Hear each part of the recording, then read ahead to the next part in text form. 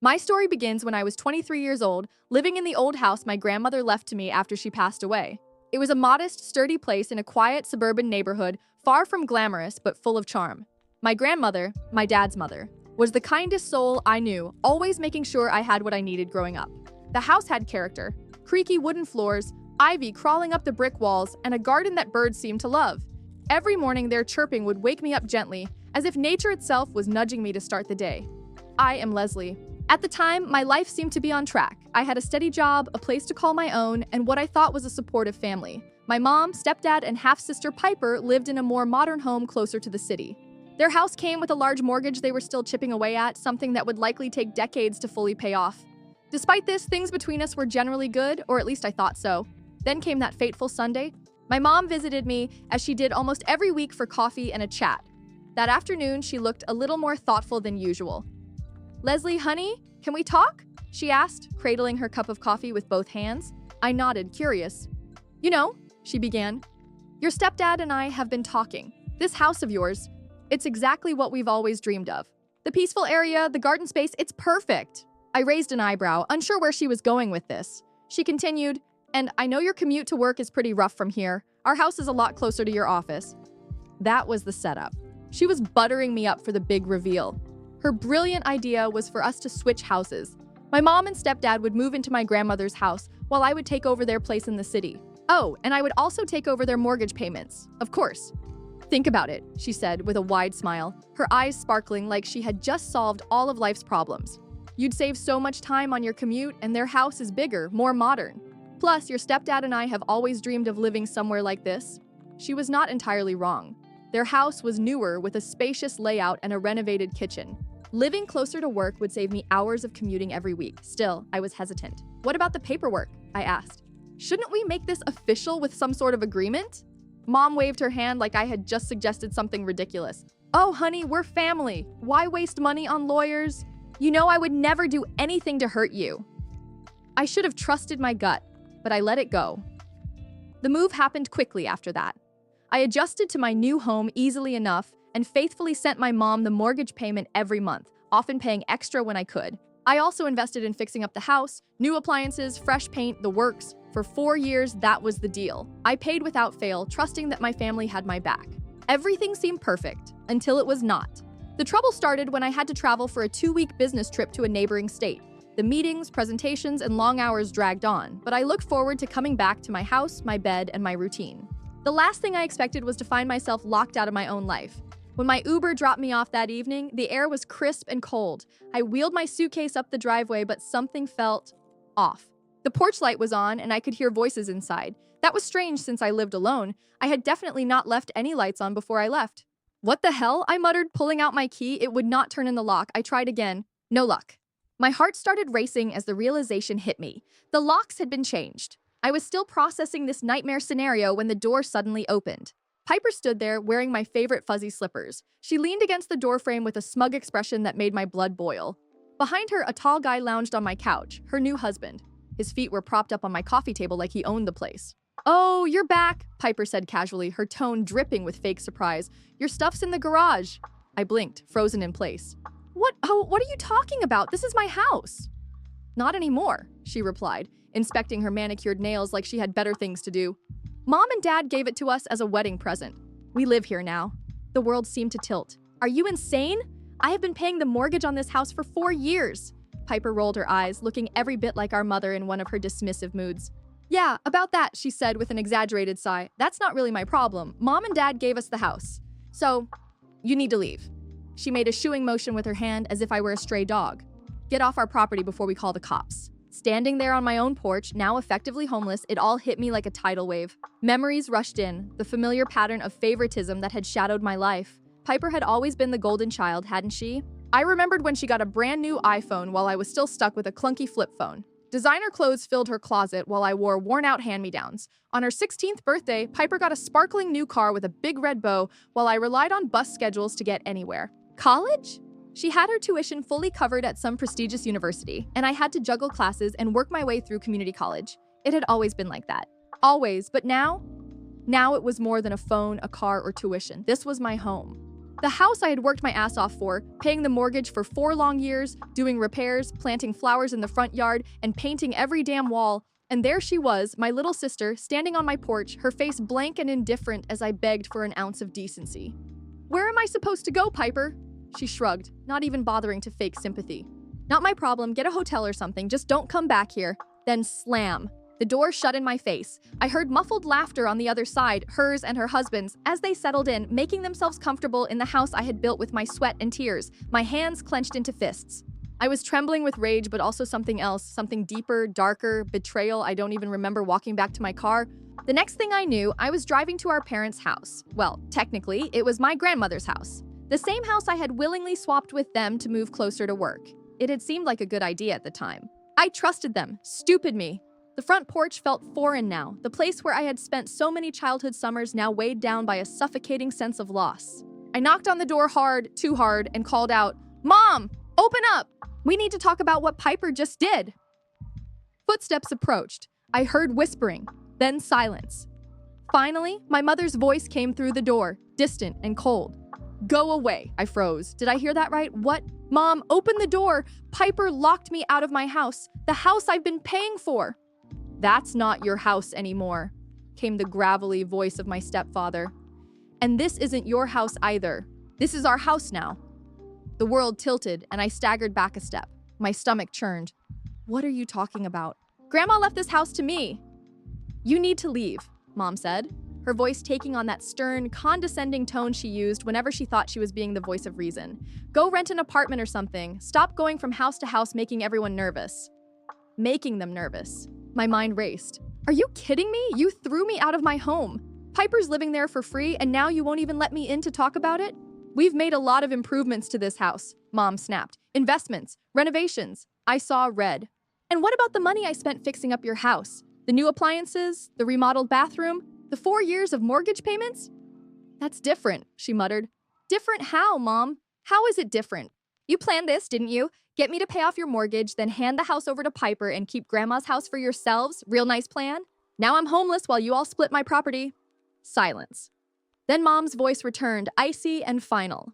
"You need to leave, Leslie. This is our house and we don't want you here." Something inside me shattered, years of pent-up frustration and hurt boiling over into a cold, clear realization.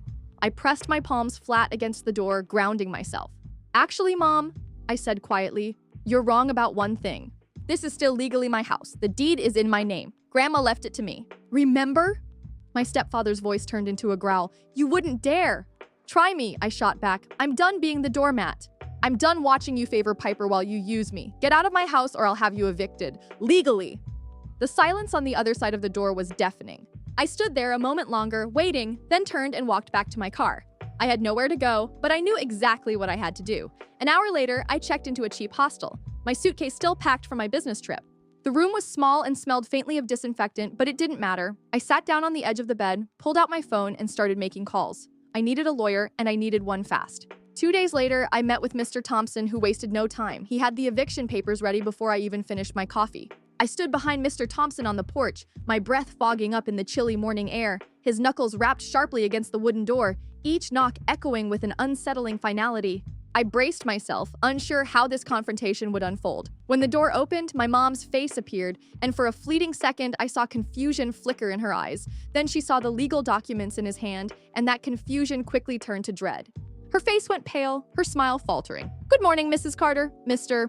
Thompson greeted her with a cold, professional tone, his words sharp enough to slice through the tension in the air. "I am here on behalf of your daughter, Leslie. She is the legal owner of this property, and I am serving you with an eviction notice." Mom opened her mouth, but no sound came out at first. Then my stepfather stormed into view, his face already flushed with rage. "You cannot do this," he bellowed, his voice shaking with indignation. "Mr. Thompson remained unfazed, adjusting his stance slightly as if preparing for this exact outburst. "Actually, we can, and we are," he replied evenly. "You have 3 days to vacate the premises. If you fail to comply, we will involve law enforcement and pursue legal action for forcible eviction." My mother's face cycled through a series of emotions: shock, anger, fear. She tried to meet my eyes, pleading silently for sympathy, but I refused to look at her. I was done being manipulated by her guilt trips and emotional traps.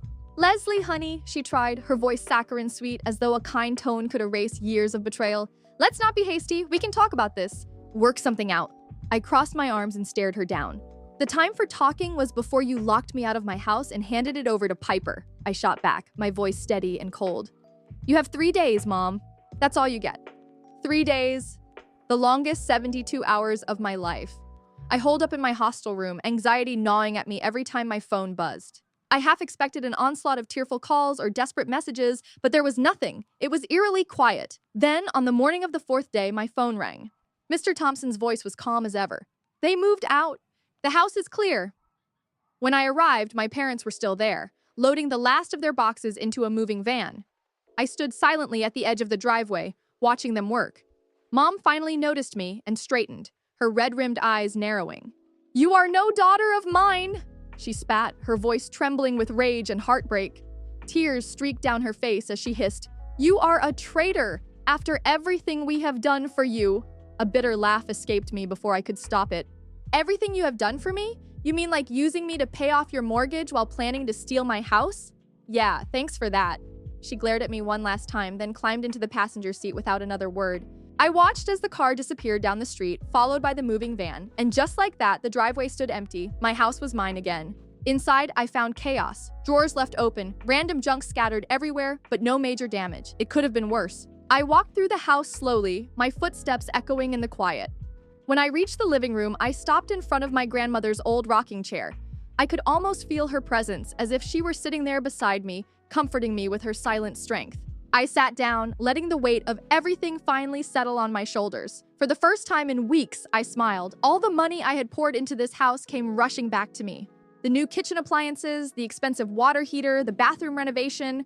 I had treated this place like it was mine because I believed it was. I had trusted them. I thought that one day when the mortgage was paid off, the house would officially be mine. I had been so close, just 2 more years of payments, and I would have owned it outright. Instead, they had ripped it all away. All that money, I whispered to the empty room. All those extra payments, my voice echoed back at me. A memory surfaced, one I had not fully processed at the time. It was right after we had done the house swap. Mom had been sitting at her new kitchen table, stirring her coffee with that innocent look she always wore when she wanted something. Leslie, honey, she had said softly, I have been thinking, since we are living here now, maybe you should just transfer the house deed to us. You know, make it official. We will sign our house over to you once the mortgage is paid off, of course. I had not bought it. Not entirely. Why don't we do it the other way around, I had suggested. You can transfer the mortgage to my name now, and I will keep making the payments officially. Then I will sign over Grandma's house to you. For a split second, her face had changed, her mask slipping just enough for me to catch a glimpse of the real plan underneath. But she recovered quickly. Oh no, she had said with a laugh. That would be so complicated with the bank. Better to wait until the mortgage is paid off, then we can do a clean swap of both houses. Stepdad had chimed in right on cue. Much simpler that way, Leslie. No need to involve the bank or lawyers. We are family after all. Family. The word tasted bitter now. Sitting here now, in my grandmother's rocking chair, I finally saw the full picture. Every deception and manipulation laid bare. They never intended to let me keep my house. No, that was never part of their plan. They wanted both houses, theirs and mine. If I had signed over my grandmother's house like they pressured me to do, I would be utterly homeless right now, with no backup plan and no legal claim to either property. Just another person thrown out on the street while my so-called family lounged comfortably in not one, but 2 houses. At least I had the presence of mind to keep this house under my name. It was the smallest comfort amidst the storm of betrayal, and though it did not make up for the money I had lost, it was still something. A roof over my head, a place they could never take from me. And most importantly, it was a brutal reminder of a lesson I had learned the hard way. Trust is fragile, especially when it comes to family. Perhaps, particularly when it comes to family. The phone rang 3 days after I missed the mortgage payment. I was in my grandmother's kitchen, nursing a lukewarm cup of coffee, trying to piece my life back together one thought at a time. My mind was a maze of half-formed plans and bitter regrets when her name, Mom, flashed across my screen. I hesitated. Every instinct told me to let it ring out, but deep down, there was a fire that demanded I answer. I needed to confront her. I needed her to know I saw through the lies. Where's the mortgage payment? She demanded without so much as a hello. Her voice was sharp, entitled, the tone of someone who thought she had every right to control me. It was like I was a delinquent tenant and not her own daughter. The bank is going to charge us late fees, she continued, her voice tightening as if the idea of any consequence offended her deeply. I let out a bitter laugh, the sound harsh and raw. I probably sounded half crazed. Are you seriously calling to ask me for money right now?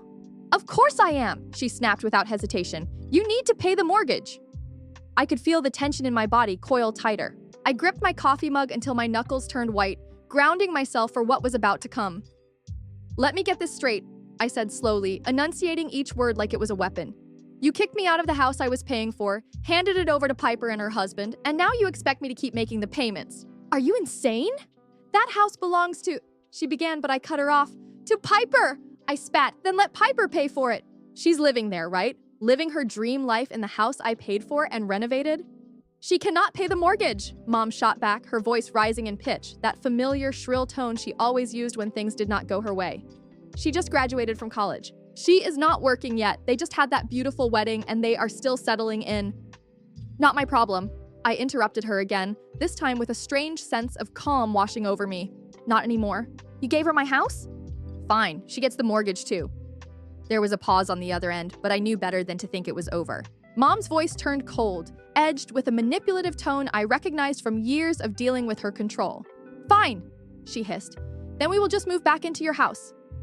I actually laughed out loud at that, a deep, cathartic sound that felt like years of suppressed rage bubbling to the surface. Like hell you will, I said, almost daring her to try. You set foot on my property again, and I will have you arrested for trespassing. I already evicted you once. Want to go for round 2? You cannot just stop paying, she screeched. We had an agreement, I scoffed. An agreement you broke the second you gave my house away. And besides, you are almost done paying it off, right? What is left? Maybe $50,000? The silence on the other end was immediate and suffocating. My stomach tightened. It was the kind of silence that only comes before really, really bad news. Mom, I prompted, my voice uneasy.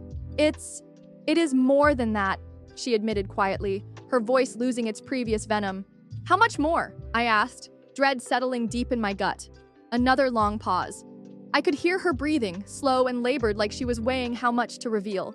About $150,000, she finally said. The world tilted. My coffee mug slipped from my grasp, clattering against the countertop, but miraculously not breaking. I stared at the phone like it might burst into flames. 150,000? I repeated, the words tasting bitter on my tongue. That is impossible. I have been paying extra on that mortgage for 4 years. I put in thousands more than the required payments. There is no way...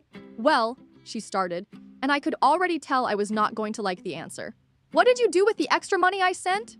My voice was rising now, echoing off the kitchen walls. What did you do with it? The silence that followed was deafening.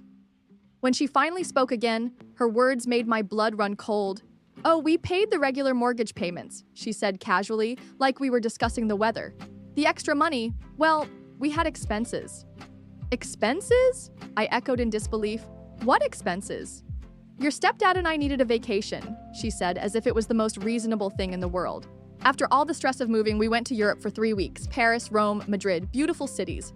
And then there was Piper's college tuition. You know how expensive private universities are these days, and of course we had to renovate the house. I could not breathe.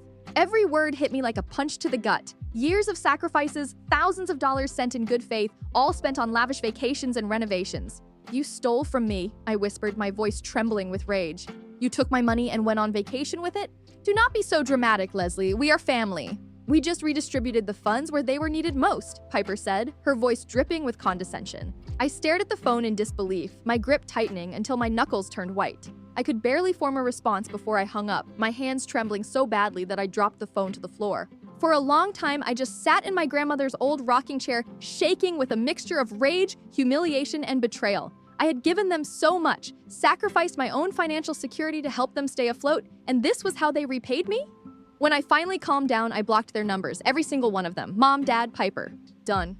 I thought that would be the end of it. I should have known better. 2 days later, they showed up at my front door like a pack of wolves. The pounding echoed through the hallway, followed by my mother's shrill voice. Open this door right now, Leslie. We need to talk about the mortgage payment. I stood behind the door, my heart racing but my feet planted firmly. I took a deep breath and spoke as steadily as I could. There is nothing to talk about. I am not paying another cent. You have to, my stepfather barked. His tone was filled with the same entitlement they had always wielded. You are responsible for those payments. Actually, I am not, I shot back, feeling a surge of defiance. But you know what I do have? Bank statements showing every single payment I made, text messages and emails outlining our agreement for the house swap. I spoke with a lawyer yesterday, and you know what he called it? Fraud. There was silence on the other side of the door. The power dynamic shifted, and I could feel it. "If you keep harassing me, I will take you to court," I continued. "And trust me, I can afford a long legal battle. Can you?" I heard them muttering angrily before stomping off. Their parting gift was a string of obscenities shouted from the driveway, loud enough for the neighbors to hear. I waited until their car disappeared down the street before exhaling the breath I had been holding. A week later, my cousin Tracy called. "Leslie, you should know something. Your parents are in trouble. They are struggling with the mortgage payments. They have burned through all their savings, even their retirement fund. And Piper, well, let us just say she is not taking it well.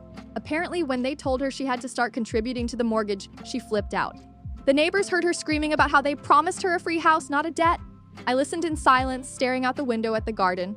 The irises my grandmother had planted were blooming, deep purple petals swaying gently in the breeze. She used to say, 'You reap what you sow.' I wondered what kind of harvest my family would gather from the seeds of deceit and greed they had sown. 3 months passed without me making a single payment. The updates trickled in through various family members. My cousin Emma called to tell me how things had escalated. 'You are not going to believe this,' she said, her voice practically buzzing with excitement. 'Your parents called the police on Piper and her husband. They gave her an eviction notice because she refused to pay the mortgage. The neighbors said she was screaming bloody murder while they packed their stuff.' It did not stop there. Aunt Sarah told me they were asking everyone for loans. Uncle Bob mentioned they had been denied a refinance. Cousin Mark said they were looking into reverse mortgages. The final revelation came from Aunt Mary, my mother's sister, and the unofficial family gossip. 'Did you know about the other loans?' she whispered conspiratorially. 'They took out personal loans for Piper's car, that fancy Mercedes she got for graduation. Oh, and they borrowed money for her honeymoon too, 2 weeks in the Maldives. Now they are drowning in debt.' I sat there, letting the information sink in. I thought about all the times I had eaten ramen noodles to save money for extra mortgage payments. Meanwhile, they had been funding luxury vacations and flashy cars. The last puzzle piece came from my friend Sarah, who worked at the bank. Over coffee, she leaned in and said, 'I probably should not tell you this, but the bank sent your parents a demand letter last week. They are 3 months behind. If they do not come up with the money soon, the house will be foreclosed.' 'Let me guess,' I said, stirring my coffee slowly. 'They are about to lose the house?' She nodded. I knew what was coming. They would show up at my door with tearful apologies and empty promises. Mom would probably bring her famous apple pie, just like she had when she first convinced me to take on the mortgage. But this time, I was done. Done being their ATM, done being manipulated, done watching them shower Piper with favors while treating me like an afterthought. They had made their choices, multiple mortgages, personal loans, extravagant trips. Now they could face the consequences. I glanced around my grandmother's house, my house with its sturdy walls and vibrant garden. She had left it to me so I could build a secure future, not so I could bail out my parents' reckless spending. 'They are going to lose everything,' Aunt Mary said during her last call. 'Are you really not going to help them?' I thought about the years of sacrifice, the times they locked me out of the house I had paid for, the humiliation of having my belongings dumped in the garage while Piper lived comfortably under the roof I maintained. 'No,' I said firmly, 'I am not.' Sometimes the hardest lesson to learn is that you cannot help people who refuse to help themselves. My parents had made their bed. Now they could lie in it. I had my own life to live, in my own house, with my own future ahead of me, and this time I was not sharing.